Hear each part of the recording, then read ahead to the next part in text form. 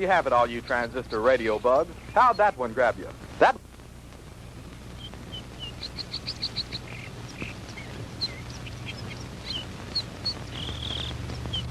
Howie, for heaven's sake, it's almost dark. If you don't hurry up, we're gonna be late for the game. Margie, have you ever tried to fix a fuel pump to a rock and roll beat? Well, I'm sorry it made you nervous. I just thought it was a good chance to get in some practice. It's okay. Forget it. Nothing I can do anyway. At least not way out here. Well, I wish you hadn't taken this crazy nowhere shortcut. Boy, this is like Lossville. I know. I goofed. And I've got to get some help if we're going to get there in time for the kickoff. Hey, didn't we pass a farmhouse about a mile or two back down the road? Yeah, that's right. Back around the curve. Come on, we'll be shorter through those woods.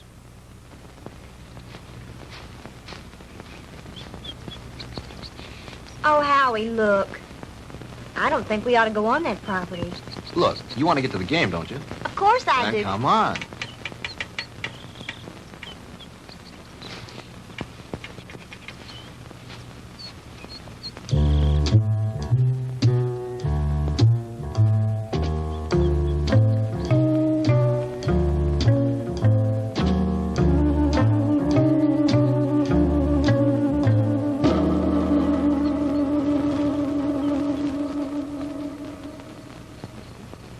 It's cold. It's so dark, we should have brought the flashlight. It isn't working. Batteries are down and I forgot to replace them.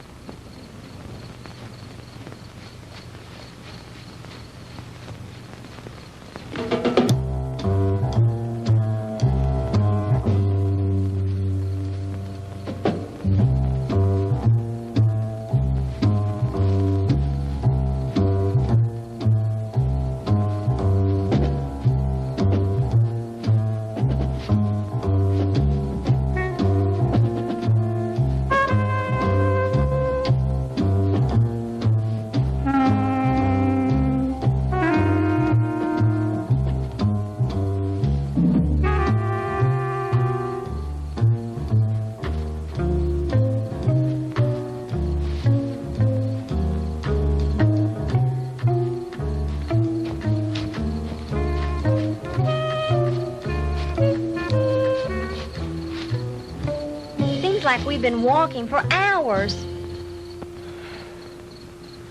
Well, it can't be much further now. Hey, there's a light.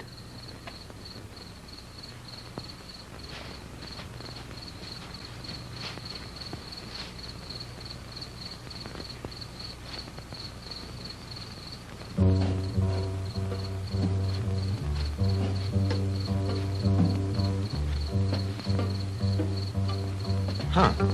That's strange. Campfire way out here in the middle of the woods and nobody around.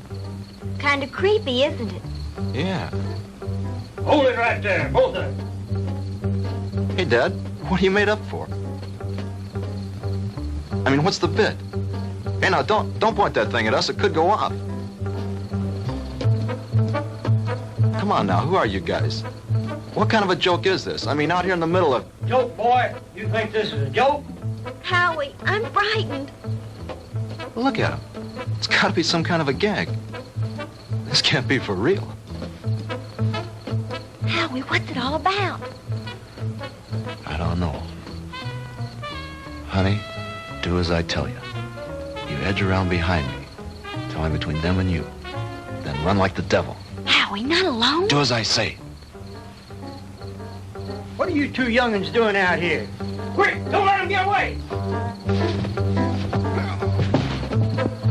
Run, Margie! Head for the car!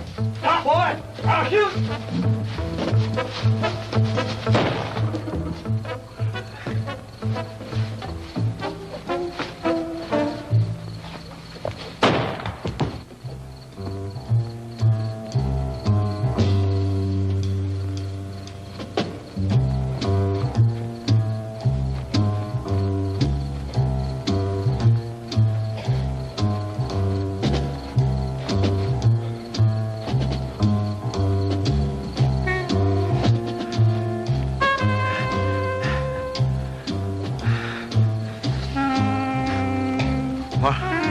Margie?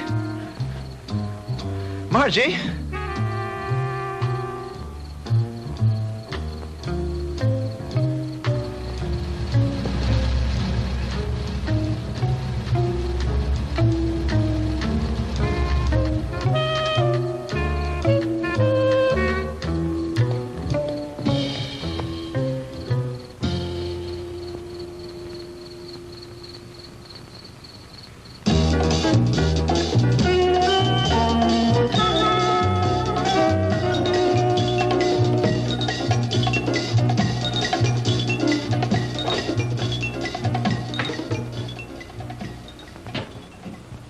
Oh, hello, Jim. What do you need? I need my ever-loving paycheck. What's the rush? Payday's tomorrow. I know, but Reed said you'd have it for me tonight. Oh, did he now? Yeah, that way I get a couple hours head start on my first vacation in 3 years. Relax. The girl's on her way up from accounting with it now. Where you going on this vacation? Some place that can't be reached by telephone, telegraph, teletype, or carrier pigeon. You don't think we'd interrupt your vacation now, do you? Why not? You guys did it for the last 2 years. Jim, nice story you turned in. Well written. Had a lot of punch. When he talks like that, he wants something. As a matter of fact, there's one little favor I'd like to ask you to do before you leave. Uh-oh. Here it comes. As a matter of fact, here it is. The accounting department is certainly coming up with much more interesting figures lately. See you guys. Oh, come on, Jim. Now, this will just take a few minutes. Not much out of your way. All you have to do is get a few details and phone them in from there. From where? Carver Street Hospital. Murphy called in from police headquarters, and some college kid was brought in with a gunshot wound. Here's his name. Why doesn't Murphy cover it? He's on police tonight. He's busy on the cat burglar story. Who shot the kid? That's what I want you to find out. May not be anything in it, but you never can tell. Okay, I'll do it. But afterwards, I'm leaving for my vacation. Definitely, irrevocably, and finally. Do you read me, great white fathers? Only too clear. Have a good time. I intend to.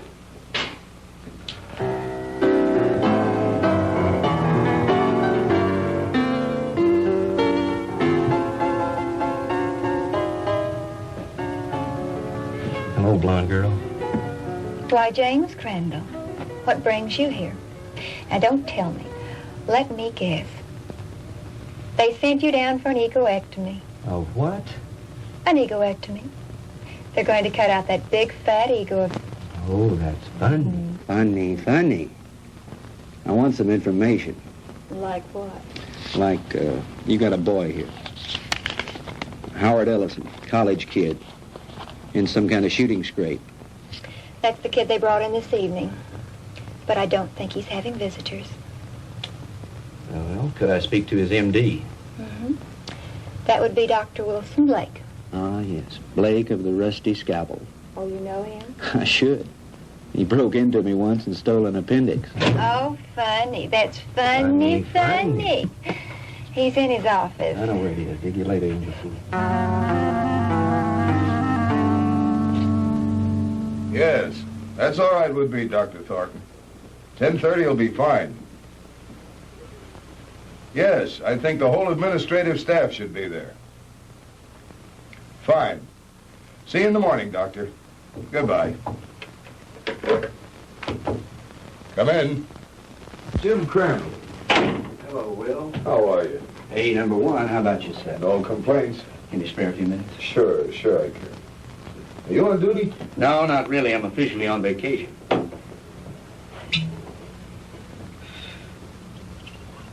Soda? Just straight, thanks. I bet you're here for a story on that Ellison boy. Good bet. Sit yourself down. So are some friends of yours. They left about an hour ago. Uh-oh, the local gendarmes, no doubt. Right. Lieutenant Partain and a couple of his men. They talked to the boy for about an hour and then finally... Wait a minute. Talk to him? You mean the Ellison kid's able to talk? Sure, he wasn't hurt too badly. The bullet didn't enter any of his vital organs. But the nurse said he couldn't have any visitors. Well, he can't. At least not now. He was too tired after that session with Partain. I want him to get some rest. Well, when can I see him? In the morning. In the morning? But, Talk, I got to phone something into the editor. I can't fool around on this thing. I leave on my vacation tomorrow. Well, I envy you. We're so short-staffed here at the hospital, there's no telling when I'll be able to take a vacation. What did the kid say when he talked? He told a real weird story. The police have a transcript of it. I'd rather hear it from you if you don't mind. I don't think I should repeat it. I imagine the lieutenant would rather tell you himself. Ah, come off it, Doc. You know Partaine's not going to give me anything till he's good and ready. All right. All I can do is repeat what the boy said. But I'll warn you, you won't believe it. Suppose you try me.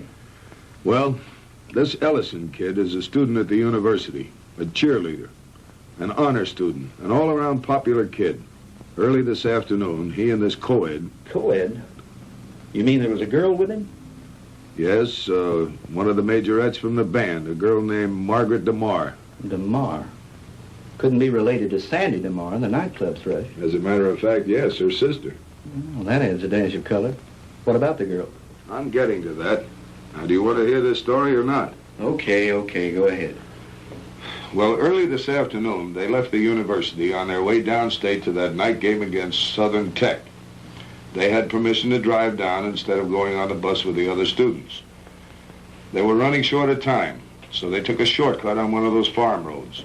Ellison's car started acting up and finally quit on them. They had to have help, so they started walking, trying to make it to a farmhouse. I said, hold it right there. Hey, Dad, what are you made up for? What are you two young'uns doing out here? Quick, don't let him get away! Run, Margie! Head for the car! Stop, boy! I'll shoot! He started running, and that's when he got shot. He got up and he kept on running. He made it back to the car. He looked around for the girl, and she wasn't there. After that, he blacked out. A passing motorist picked him up and brought him in, and that's the story the way he told it. You sure weren't kidding when you called it weird. I've heard some screwy ones in my time, but this one takes the prize. Yeah, that was exactly my reaction, at first. What do you mean at first? Well, sometimes I'm forced to alter my opinion by certain evidence. I don't know if you're aware of it, Jim, but my hobby is American military history. I collect historical military objects like some men collect stamps, like this item that was brought in by a patient a couple of months ago. You know what that is? Well, it looks like some kind of rifle slug. Mm-hmm. I have a cigar box full of those at home. My brother and I used to find those in the woods and dig them out of trees when we were kids, back in Georgia 30 years ago. It was one just like the one you're holding now that I took out of young Ellison's body and gave to the police this evening. And if you ask me, they're going to have to dig a long way back in their ballistics file to find anything that matches that. Yeah? Yeah. You see, that's a mini ball. The kind of a bullet they used during the Civil War.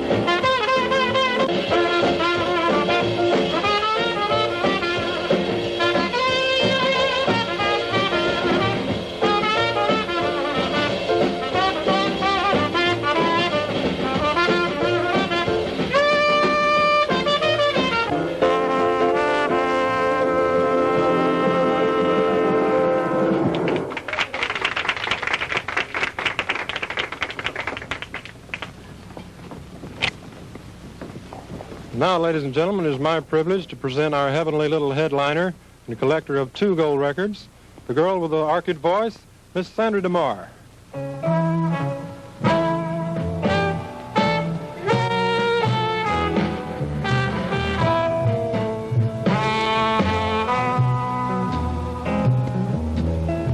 Go on away and leave me alone. I want to be by myself when I cry. And there's gonna be some crying, 'cause I just told my baby goodbye. Get out of here and leave me alone. I don't care whether I live or I die, 'cause my life's already over. It ended when he told me goodbye.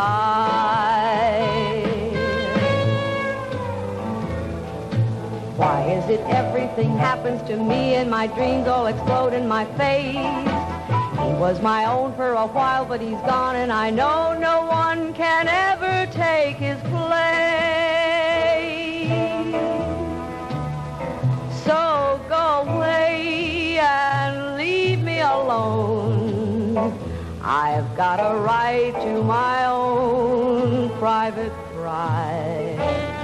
Coming down with the sorrows, 'cause I just told my baby goodbye.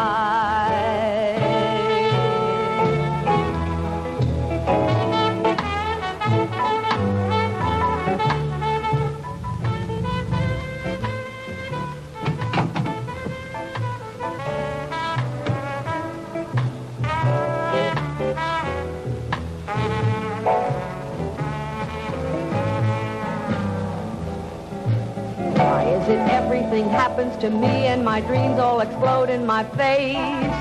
He was my own for a while, but he's gone, and I know Good evening, no Lieutenant. one. Evening, Ramon. No Is this visit official? Oh, there's nothing to worry about. We'd like to talk to Miss DeMar when she's through singing. Would you give her something while you're waiting? Thank you, no, we're on duty. Leave me alone. I've got a right to my own private cry. I'm coming down with the sorrows, 'cause I just told my baby goodbye.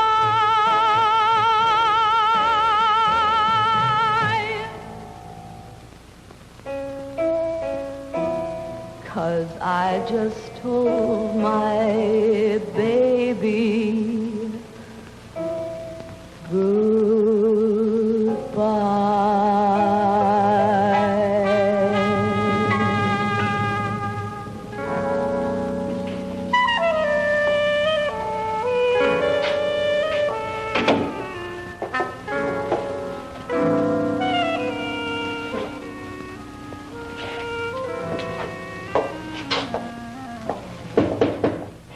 Yes.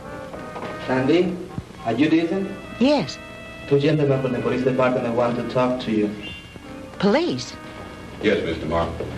I'm Lieutenant Partain, and this is Detective Lasky. We're just making a routine investigation. Have you heard from your sister this evening? Margie? Why, no. Why do you ask? Well, we just thought she might have called you. You see, we have reason to believe she may be missing. Missing? I don't understand. She's at a football game in Stephenville with Howard Ellison. I'm afraid not, Miss DeMar. Maybe you'd better sit down and let me tell you all that we know about it so far.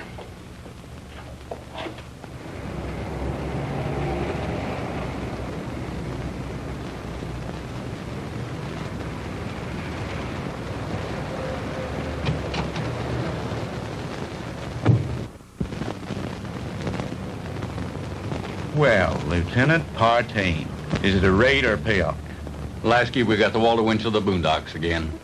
You been talking to the DeMar girl? So you know about it already? Yeah, but not enough. Can you fill me in? At this point, you probably know just about as much about it as we do. Why don't you stop by the office in the morning when we had more time to work on it? Oh, come on, Fred. Can't you give me something tonight? I start my vacation tomorrow. Good fishing.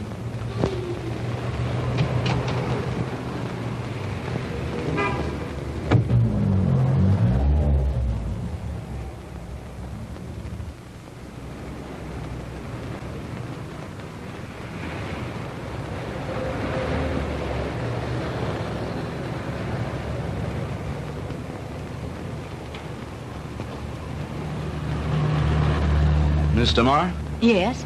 I'm Jim Crandall with the Sentinel. Can I talk to you a moment? I'm sorry, Mr. Crandall. I really haven't time to talk. I've got to get home in case my sister calls. Well, that's what I wanted to talk to you about. Can I give you a lift home?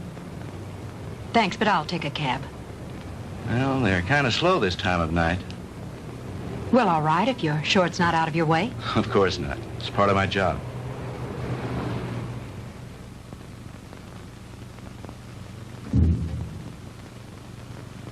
What's the matter? Mr. Crandall, I'm too upset to go home. You know my sister's missing. Yes, Do you know where it happened? just about. Would you drive me there?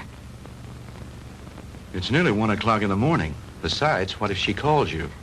If she were going to call me, I'm sure she would have done so by now. It's nearly a 45-minute drive up there. Howie was picked up on a farm road just this side of Stephenville.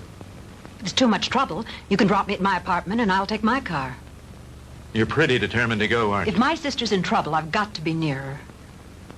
Hop in. I need to go up there myself.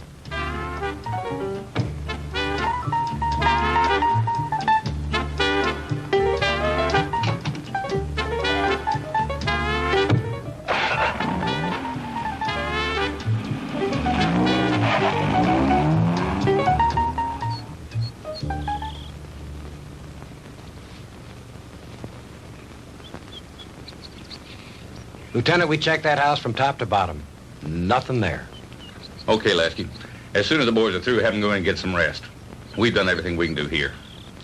Maybe the sheriff and his bloodhounds will turn something up. Right.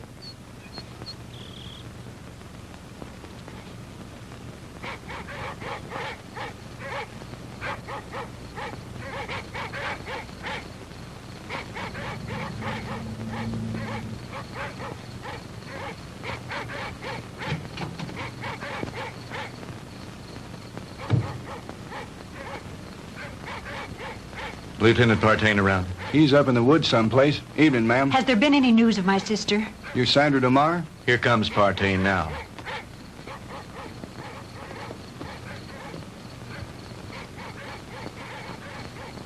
Lieutenant, have you found her yet? I'm afraid not. Crandall, what'd you bring her out here for anyway? I made him bring me, Lieutenant. Can you tell me anything about Margie? No, ma'am, I think you both made a trip out here for nothing. Why don't you go home and get some sleep? He's right, Sandy. You should do as he said. Jim, somewhere out there in that horrible blackness, it's my sister. Those dreadful dogs. They sound so terribly ominous. Oh, Jim.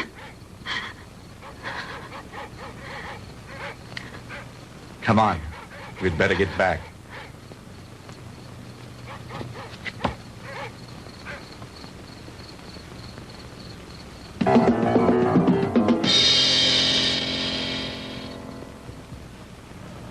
No, I'm going to check all the antique gun shops this morning, as soon as they open.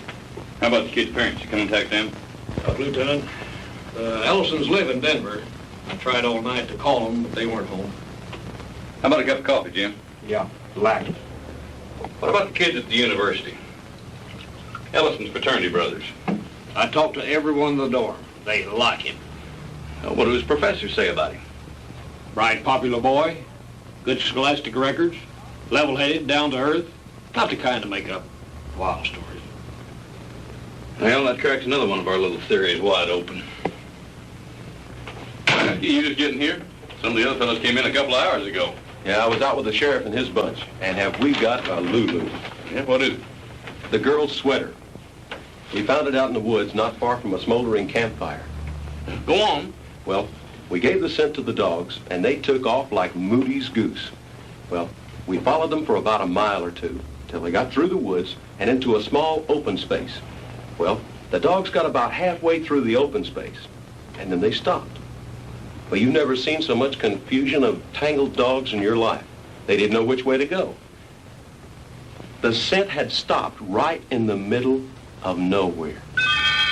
It was as if the girl had just been snatched off the face of the earth into thin air. Wait a minute. You mean no footprints, no tire tracks, no nothing? Well, nothing but this. Well, so you found part of a costume. Costume? This is the real article. I checked it out. What do you mean, checked it out? Look at the label on the inside. McCord Brothers. McCord? Outfitter to the military. Charleston, South Carolina. I checked with the Charleston department, and they gave me some very interesting facts from one of their newspapers. It seems that McCord Brothers, the company that made that hat, burned to the ground in 1869 and was never rebuilt. It's been non-existent for over 100 years. This case is getting screwier by the minute. Don't it, though? Lasky, run this down to the lab and then go home and get some sleep. How about me, Lieutenant? Sure, go on home. You've earned a rest. Well, what do you think?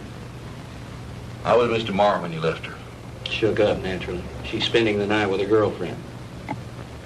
Fred, about this whole mess, what's your opinion?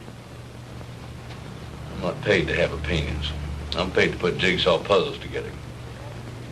But seriously, what do you think? I think there's a logical explanation to everything. Two men were in those woods in costume and makeup. Anyone knows there's lots of guys around nowadays who collect antique guns. They belong to clubs, they have meetings and shooting contests every so often. A couple of them got liquored up a little, wanted to have some fun and scare the kids. But something went wrong. It's as simple as that. My hunch is, as soon as they get up enough nerve, they'll come in, give themselves up. It's a nice theory, Jim, but what happened to the girl?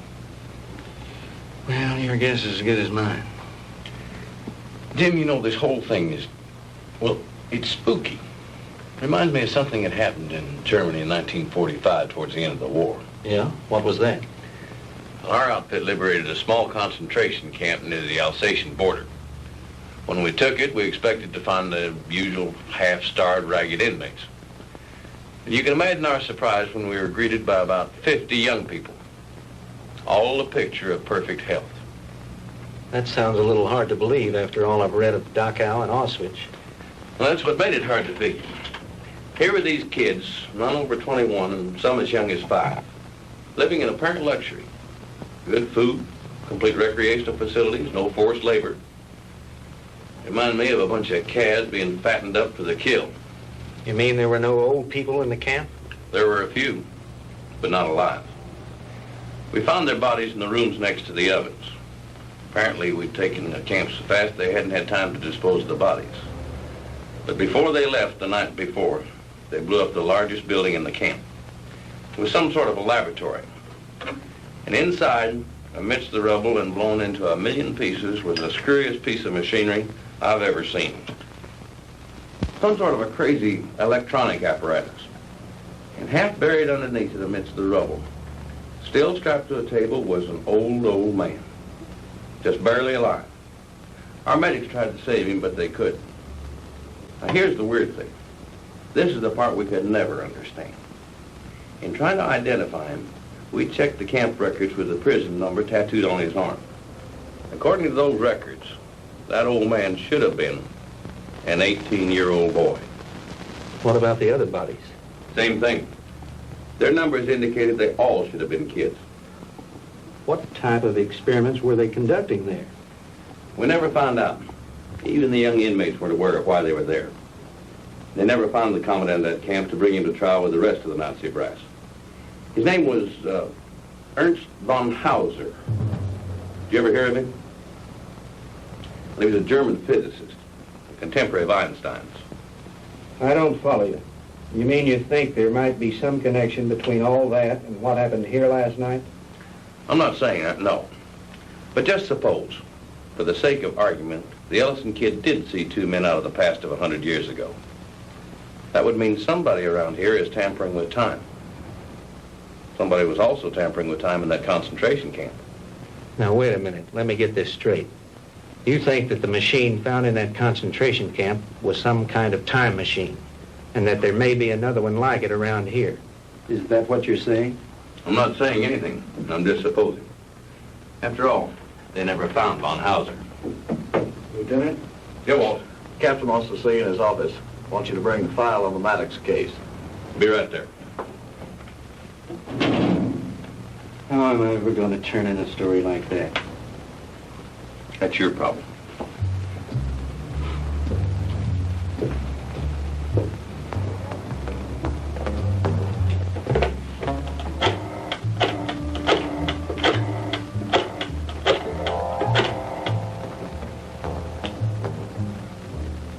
Hello? Give me the city desk. Hello, Reed? Crandall again. Would you tell Shaw I'd like to postpone my vacation and stick with the Ellison story?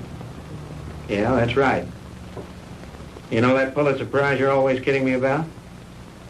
Well, if this thing turns out to be what it looks like, I just might win it. No, nothing new at the moment. I'll keep you posted. Yeah, I've got a little research to do in the library. Then I'm going to the hospital to interview the kid. Right. Talk to you later.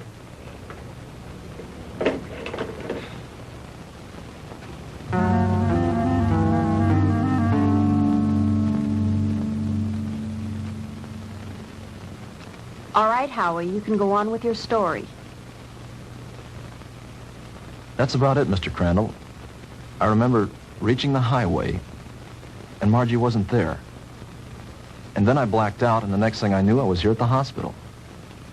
And you really don't think, Howie, that those guys were just a couple of kooks in Civil War costumes? Mr. Crandall, I don't know how to explain it, but I got the distinct feeling that these guys were for real. I mean, like something straight out of Gone with the Wind. Howie, what's your idea of what happened to Margie? Do you think these two guys grabbed her? I don't know, Mr. Crandall. I don't know. That's what's bugging me out of my skull. Nurse, is Mr. Ellison awake? Yes, he is. He has another visitor, but you can go on in. Thank you.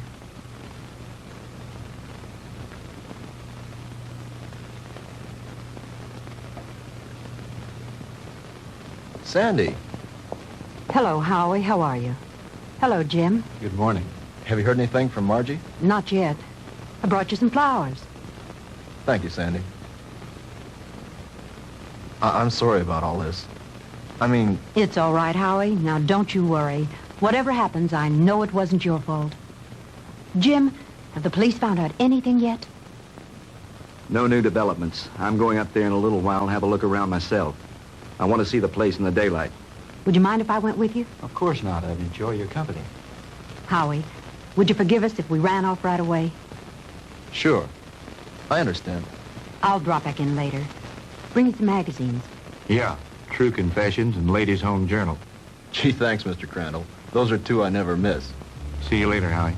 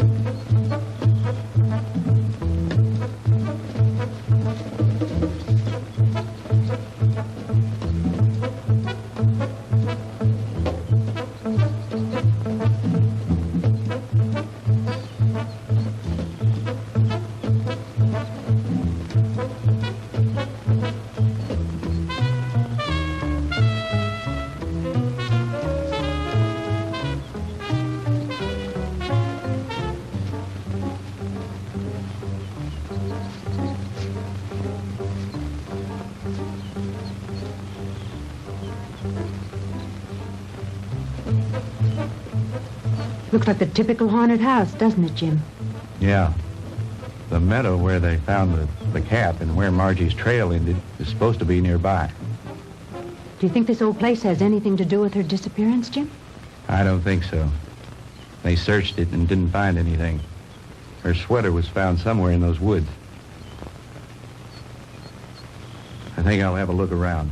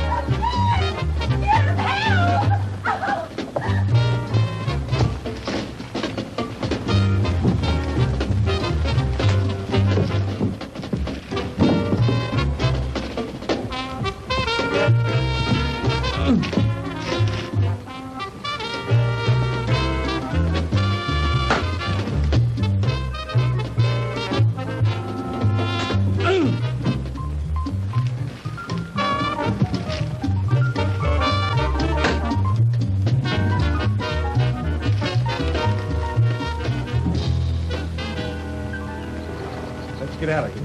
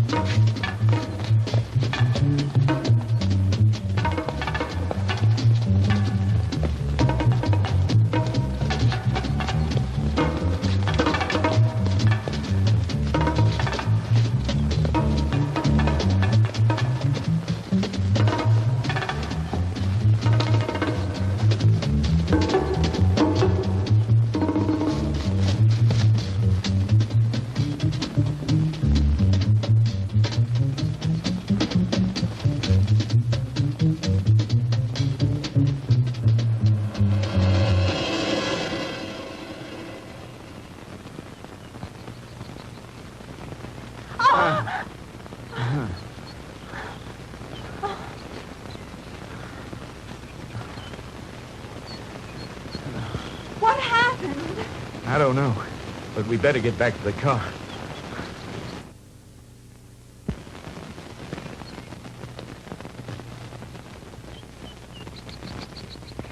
Jim! Oh, the car! It's gone!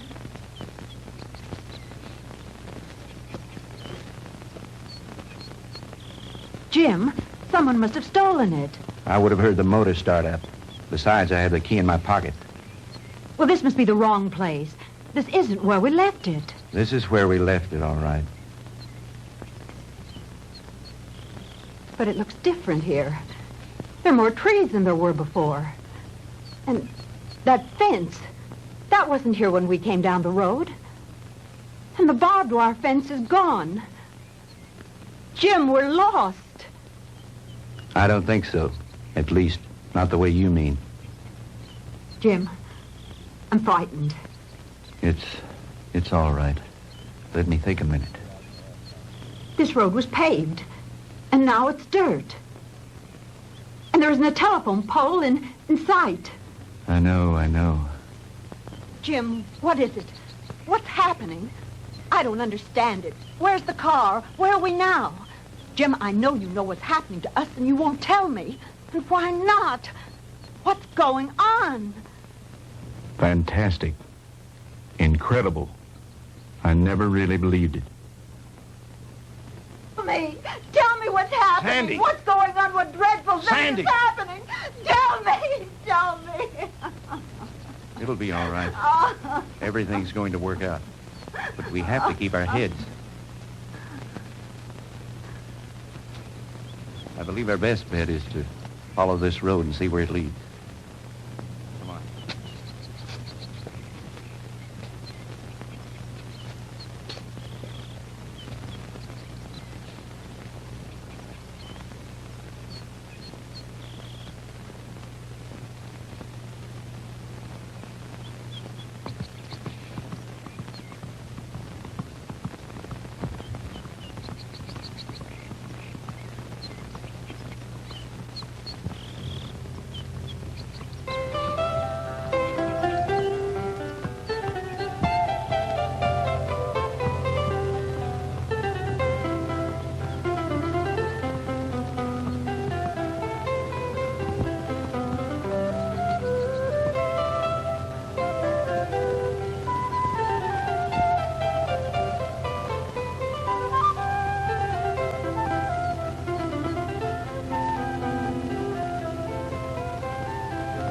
Jim, his clothing. I know. Ours are just as strange to him, especially your short skirt. Friend, what year is this?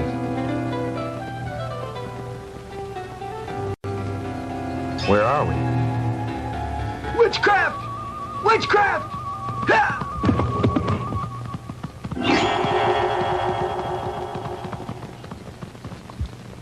Jim. Honey, I don't know how to explain it, but somehow we've been set back in time. But Jim, that's impossible. Impossible. I know it's supposed to be impossible, but it seems to have happened. Well, let's not try to figure it out now. We've got to get somewhere to find some help. Some way.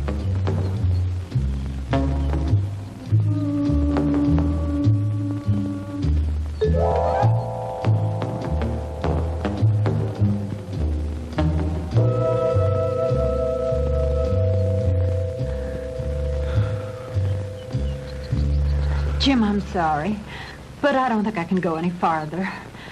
I simply have to rest. All right. We'll stop for a while.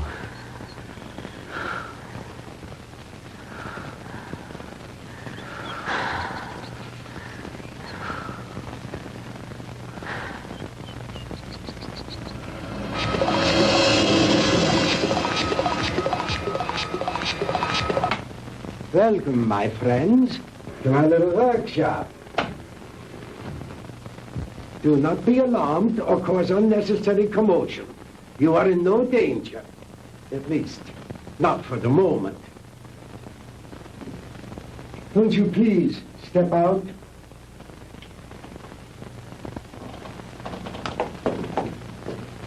I am Dr. Ernst von Hauser. These are two of my assistants, Manfred and Wolf. Where are we? I told you. We are in my little workshop. And I tell you again, please do not be alarmed. What time is this? What century are we in? Does it matter, my friend? There really is no such thing as time, except as a relative measuring device in your own mind. We're not interested in double talk. What happened to Margaret DeMar? What have you done with it? Please, Mr. Crandall, you will please remain calm. What have you done with my sister? Your sister is entirely safe, Mr. Marr, and I assure you I did not bring her here intentionally. She certainly didn't come here of her own free will. I didn't say that. I brought her here to keep her from harm. Then where is she? Let me see her. But of course. To the armor! Come and see here. Schnell! To the armor. Bringen Sie Fräulein DeMar zu ihrer Schwester. Well.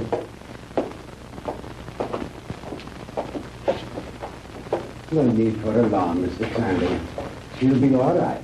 She'll be able to freshen up. We will even furnish her a change of clothing.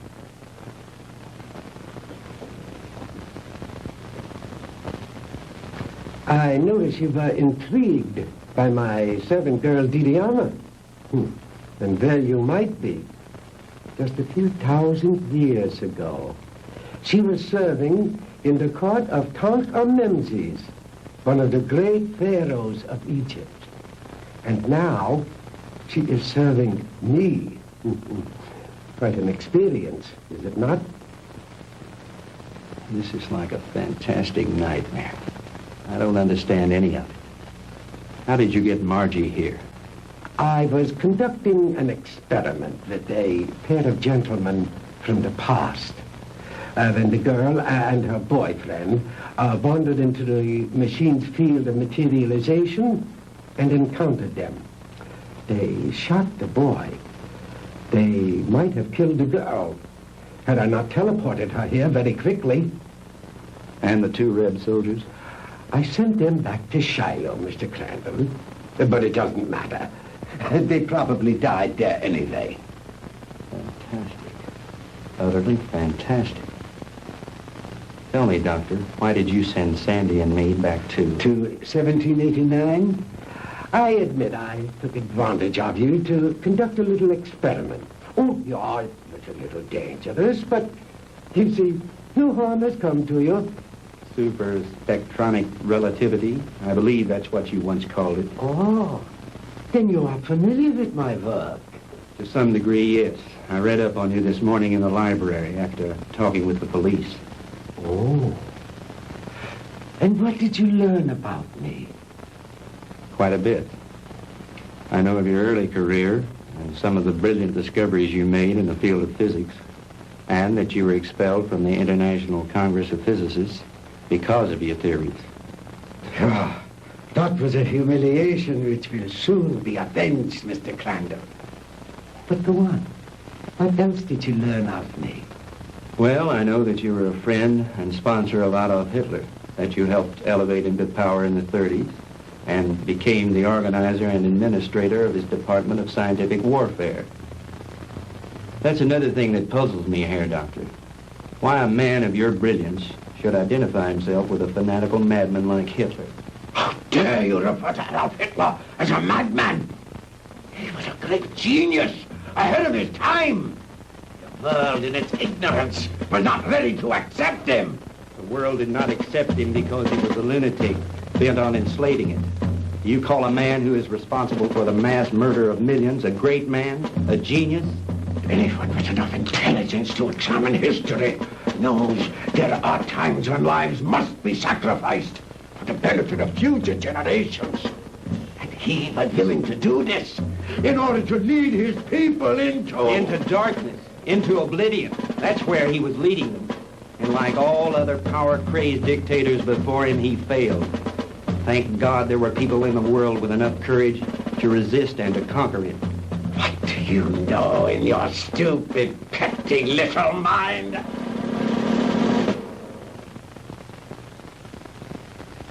You will forgive me, Mr. Crandall, for my outburst of temper. You are, of course, entitled to your own opinion, for whatever small purpose it may serve you. Let me enlighten you, Mr. Crandall, on a few things of which you and the rest of the world are unaware. Blame for the loss of the war cannot be laid to Hitler or his doctrines. It was I who failed him. Me and the General Staff. He called for weapons, super weapons, to turn the tide of war in those last few days. Because of my inability to deliver those machines soon enough, we were defeated. It might interest you to know that during those last few months of the war, we had almost perfected weapons so far in advance of anything that had gone before them as to make modern warfare in all its forms completely obsolete. Oh, if we had only had time for further experiments. I know of some of your experiments, like the ones carried out in a certain concentration camp. Oh, then you know about the aging machine. Yeah, they had almost perfected that one when the war ended. Oh, but that machine was one of the more primitive devices. like the jets and the rockets that we used so briefly. We were in the final stages, Mr. Crandall, of perfecting weapons that were truly astounding and against which you would have had no defense. A cannon that killed with sound waves, yet was completely silent. A giant generator gun that could electrocute whole armies in the field. Oh, and more, many more. If we'd have only had a few more months to perfect those weapons, we could have plucked victory from the jaws of defeat. The Third Reich would have endured, not for 1,000 years, as the Führer dreamed, but forever. But the fact is that you failed, Herr Doctor. Failed and lost. But you are forgetting one thing, Mr. Crandall. That was 20 years ago. Since then, I have perfected and even improved on my original weapons. And we have conquered time. Dr. Einstein's so-called fourth dimension. Hitler will return, Mr. Crandall, and soon. Your victory was but a temporary one.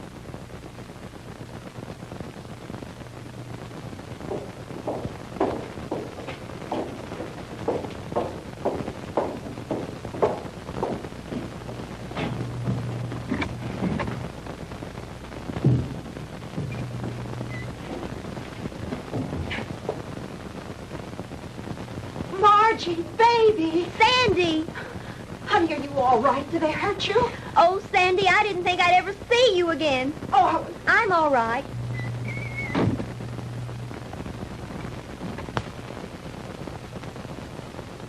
Let us out of here.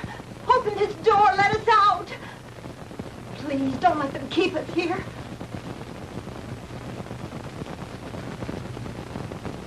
I have my own underground atomic power supply. Here are the master controls, and here are the selectors. With this dial, I can control the century I wish to deal with. These other dials, of course, are for the selection of the year, the month, the day, even the hours and minutes, and even seconds.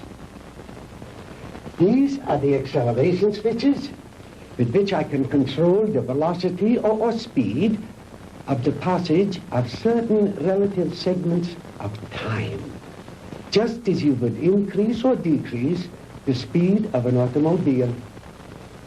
Is that too difficult for you to grasp, Mr. Crandall? Frankly, I'm beginning to doubt my sanity. You needn't. After all, there are very few people in the world who can understand even Dr. Einstein's theory of relativity. And my theories go far beyond his. But you are an intelligent man, Mr. Crandall. Perhaps I can explain it a bit more simply.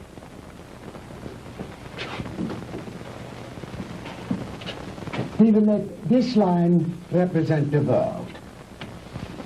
With a line here to represent the equator, and a mark here and a mark here for the north and south poles. If an aircraft starts here, this side of the equator, and starts going up and up and up, it is going north, toward the North Pole. But the instant it passes over the pole, it is no longer going north. It is going south. And yet, it has not turned or changed its direction in any way. Now, that is the simplest way I know of to make you understand how my theory of superspectronic relativity was first developed.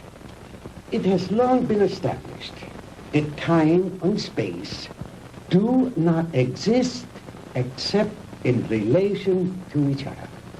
Therefore, they are inseparable, indivisible, a space-time continuum. The faster we travel in space, the faster we travel in time. Now, let me use this short vertical line to represent an instant of time, and this horizontal arrow to represent velocity or speed. Now then, scientists have long held that light is the top limiting velocity in the universe. In other words, there is nothing in the world faster than light.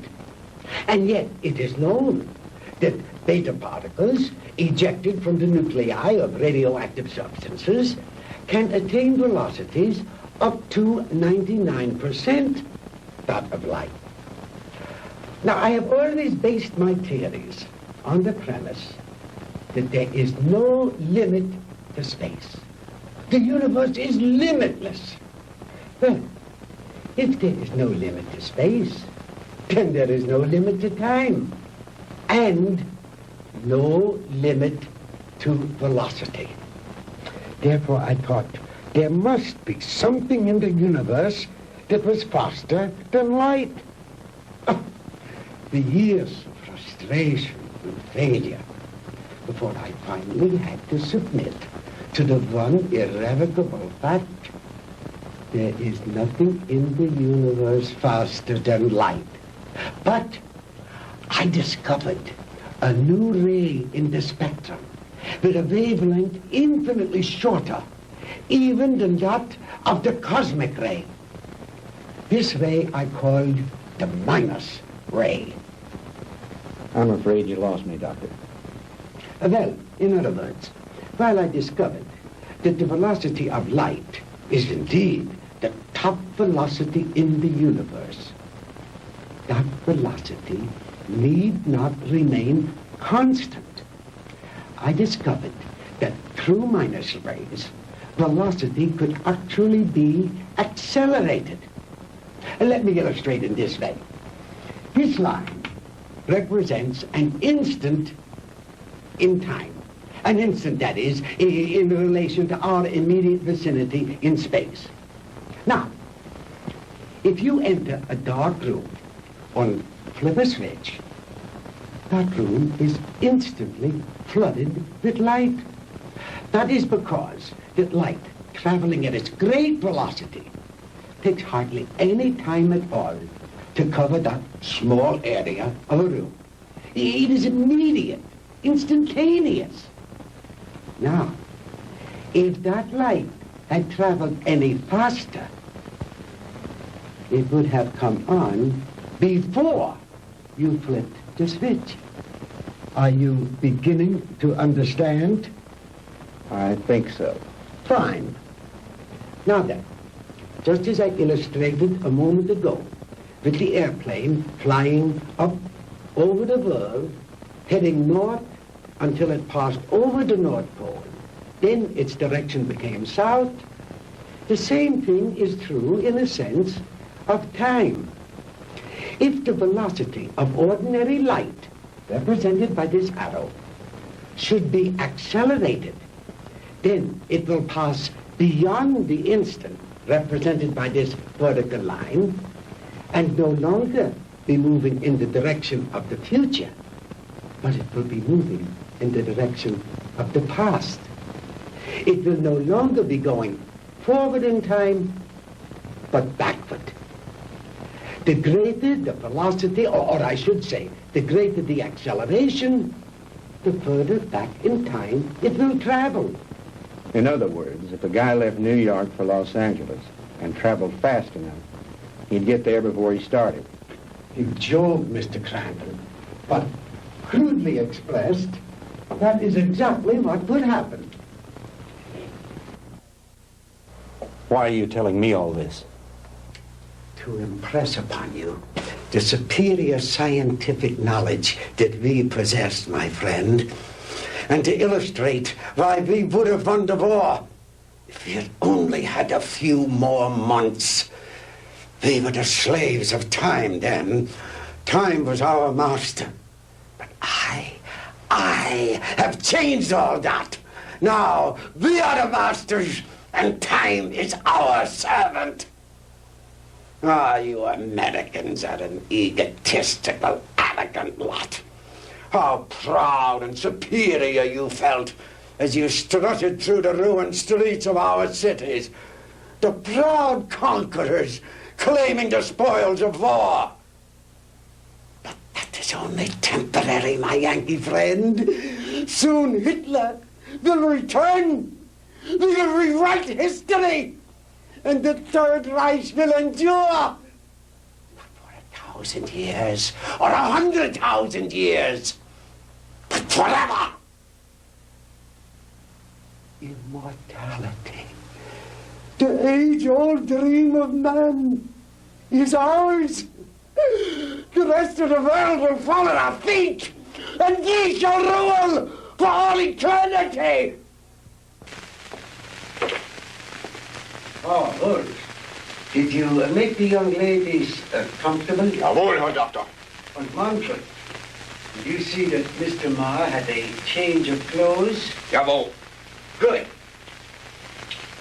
The lecture is over, Mr. Crandall, and you look tired. If you will follow Manfred and Wolf, they will show you to your quarters. We weren't planning on staying. We want out of here now. I'm afraid that is impossible, Mr. Crandall. I must insist that you accept my hospitality. Now, wait a minute. Get your hands off me. Let go. Farmhauser, you can't get away with this.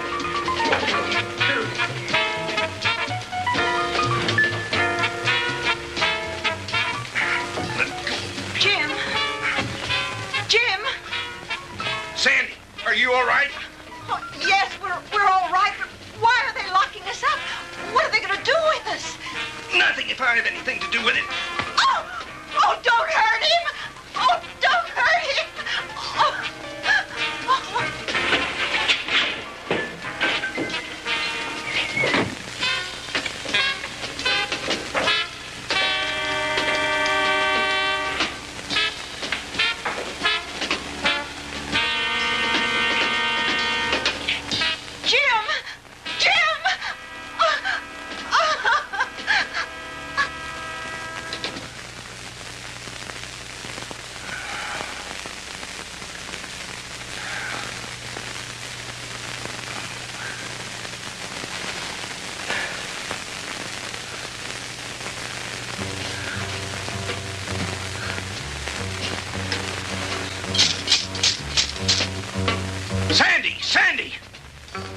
Sandy, answer me.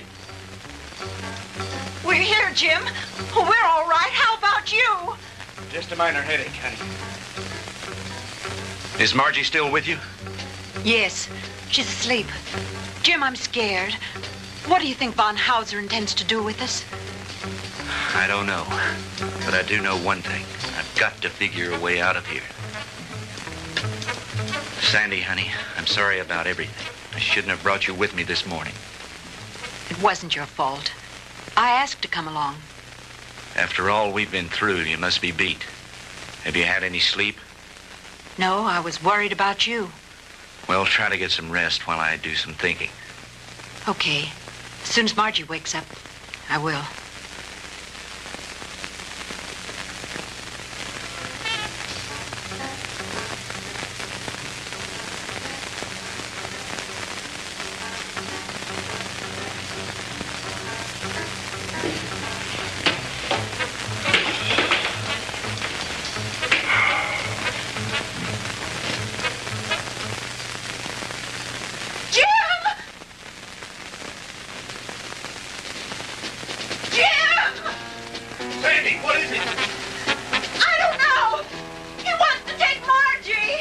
Kommen Sie her, Fräulein. No, no, Sandy, don't let him take me. Kommen Sie her. No, no, Sandy. No, leave her alone. Take your hands off her. Don't let him take me, Sandy. Don't let him take me. Turn her loose. Oh! Sandy, who is it? What's going on? No, no. What's going on in there? What's happening?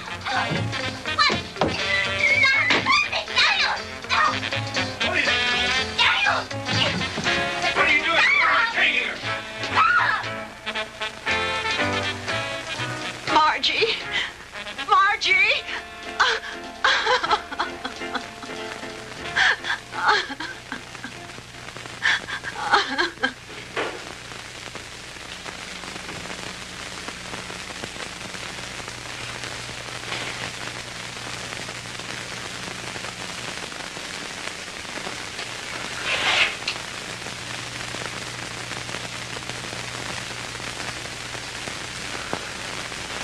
So you see, my dear, there was no reason for all that hysteria.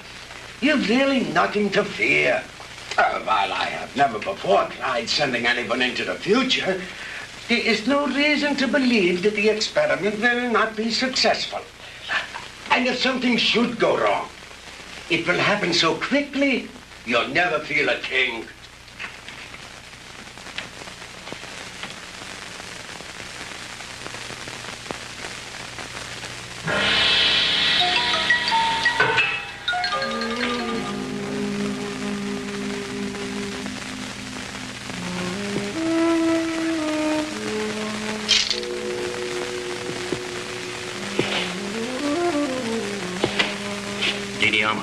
It is time you eat now.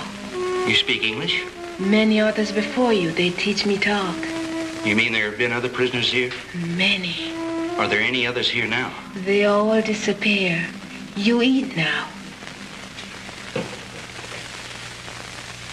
It is all they give me for you. It's all right. At least it's better than nothing. Didi Alma, you've got to help us. You're our only hope. No. I cannot help you. But you've got to. You're the only one. If you could get hold of the keys. No. They'll kill me. I cannot help you. Please, Didi Alma, listen to me. No. We'll never get out of here if you don't help us. Please, Didi Alma. Please.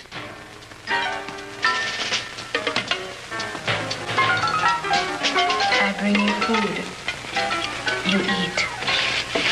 Thank you. Sandy, see if you can persuade her to help us. It may be our only hope. Someone come. I must go now. Was ist los, Herr?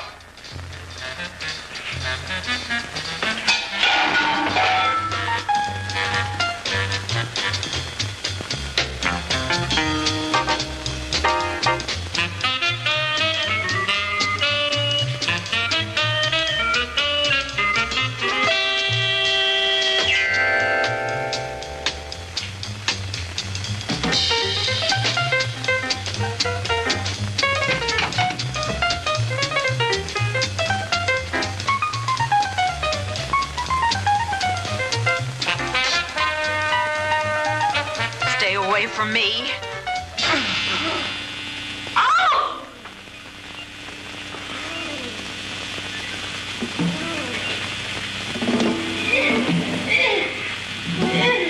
Sandy!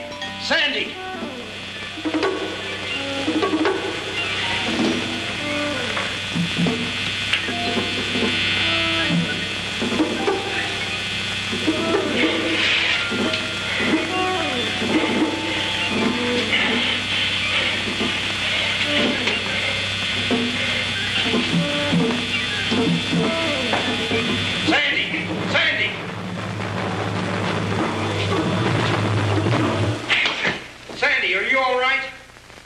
Can you hear me?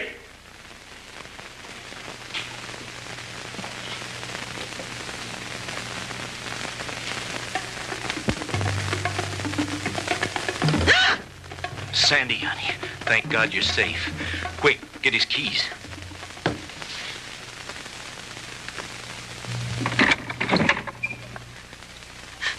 Oh, Jim, it was awful. He strangled her. It's all right, honey. Try to get hold of yourself. We've got to get out of here. I'll be fine.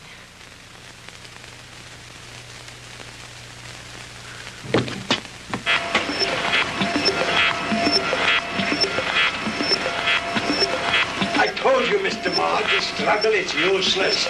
You will only tire yourself needlessly.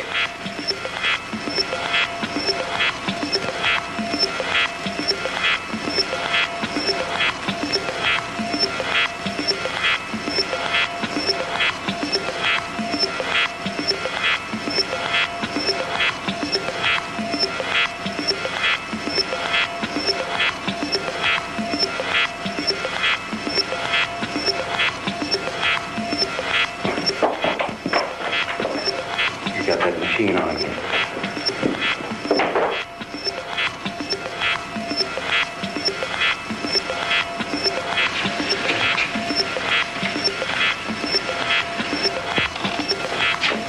Switch it off, Doctor.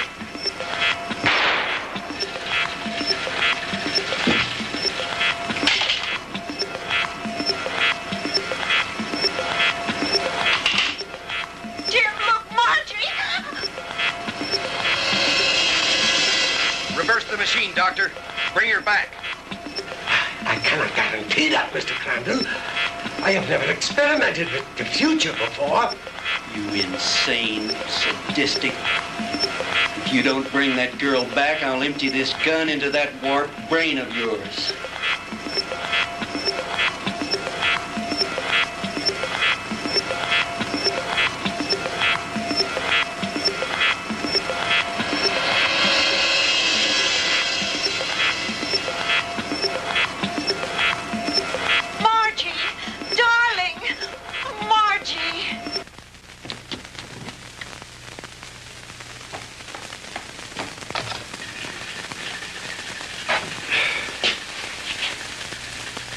It's too bad, Mr. Crandall, that you are not interested in science.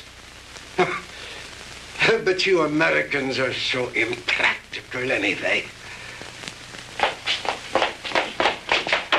Jim, look out!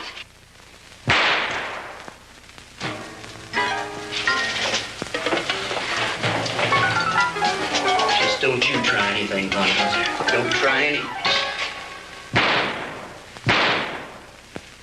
That should cut down on your time travel, my good doctor.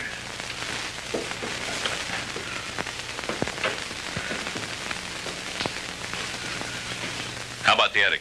You searched that, didn't you? Yes, sir. That's where we found the Nazi soldiers and the radar equipment.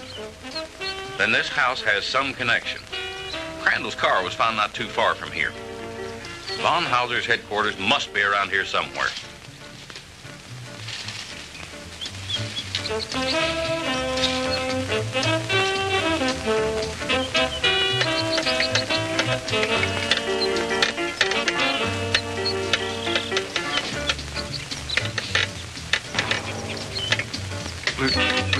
Lieutenant?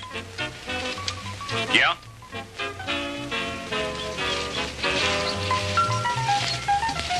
What is it, Finley?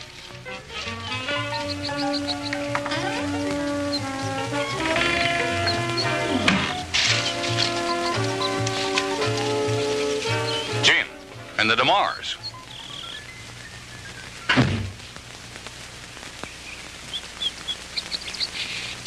Where in the devil did you three come from? Von Hauser's country place, Fred. We spent a very interesting night there.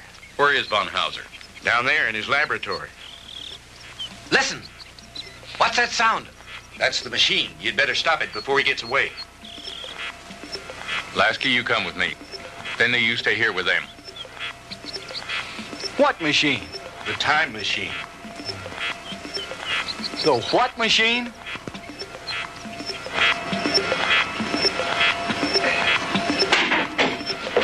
All right, Professor, hold it right there. Get away from that machine.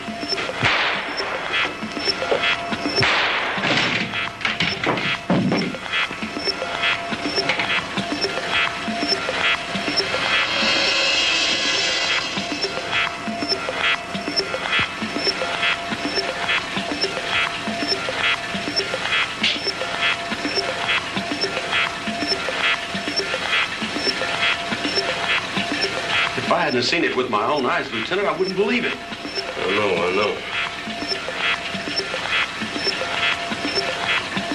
Ask you if you ever tell anyone what I'm about to do, I'll have your job, so help me. Is that clear? Lieutenant, I ain't seen nothing. Well, I don't know what makes this contraption work, but I think I know a darn good way to shut it off.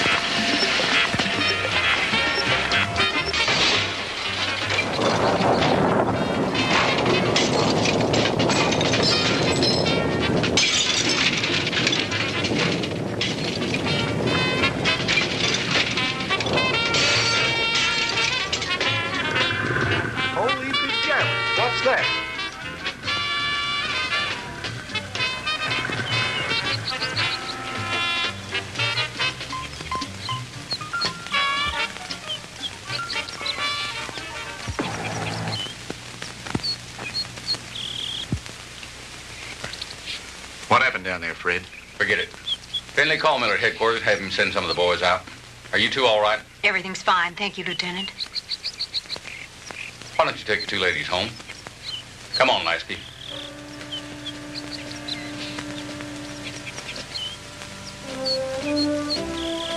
The machine? Mangled beyond repair or recognition. Too bad the big brass didn't get a chance to look it over, isn't it?